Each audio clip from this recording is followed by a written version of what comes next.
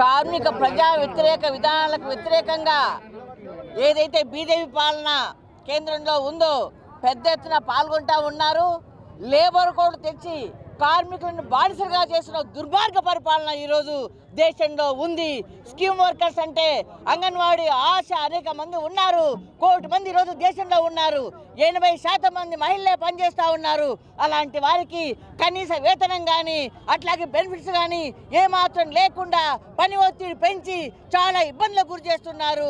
కేంద్రంలో బడ్జెట్ కూడా చాలా తక్కువ కేటాయింపులు జరిగినవి. కాబట్టి మోడీ ప్రభుత్వము ఉన్న వాళ్ళకు తప్ప పెద్ద పెద్ద కంపెనీలకు తప్ప పేదవాళ్ళకు కాదు, ఆదాయాన్ని అమ్మిడలకు తప్ప ఈరోజు కార్మికులకు, రైతులకు, వ్యవసాయ కార్మికులకు, మహిళలకు ఏమాత్రం చేయడం లేదనే విషయం వాస్తవం. కాబట్టి ఇలాంటి మోడీని గద్దె దించే వరకు కార్మికులు, కర్షకులు అందరూ ఐక్యంగా పోరాడతారని చెప్పేసి హెచ్చరిక చేస్తా ఉన్నాము.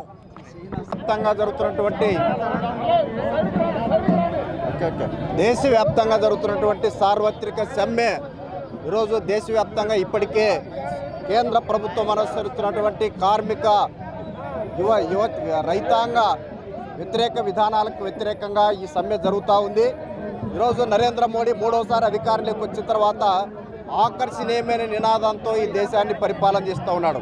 సబ్కా వికాస్, సబ్కా సాత్, అదేవిధంగా వికసిత్ భారత్ అని చెప్పి ఆయన నినాదాలు ఈరోజు పెద్ద ఎత్తున ప్రజల్లో తీసుకుపోతూ ఉన్నాడు.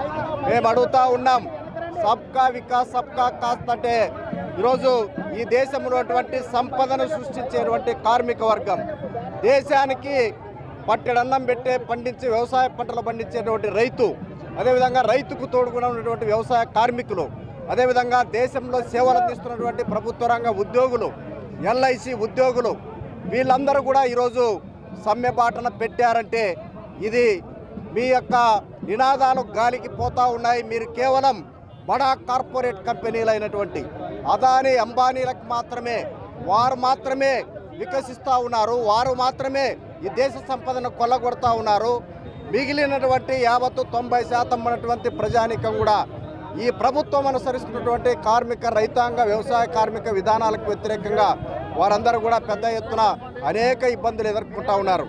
అసంఘటిత రంగంలో ఉన్నటువంటి అంగన్వాడీ, ఆశా, మధ్యాహ్న భోజనం, ఆశా వర్కర్స్ వీళ్ళందరూ కూడా చాలని జీతాలతో కట్టు బానిసల మాదిరిగా ఈ దేశంలో సేవలు అందిస్తూ ఉన్నారు.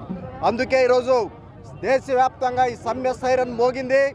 ఈ యొక్క సమ్మె సైరన్ ద్వారా కేంద్ర ప్రభుత్వం నరేంద్ర మోడీ అనుసరిస్తున్నటువంటి విధానాలకు వ్యతిరేకంగా ఇప్పటికే దేశవ్యాప్తంగా పెద్ద ఎత్తున మరి ఈ యొక్క ప్రభుత్వం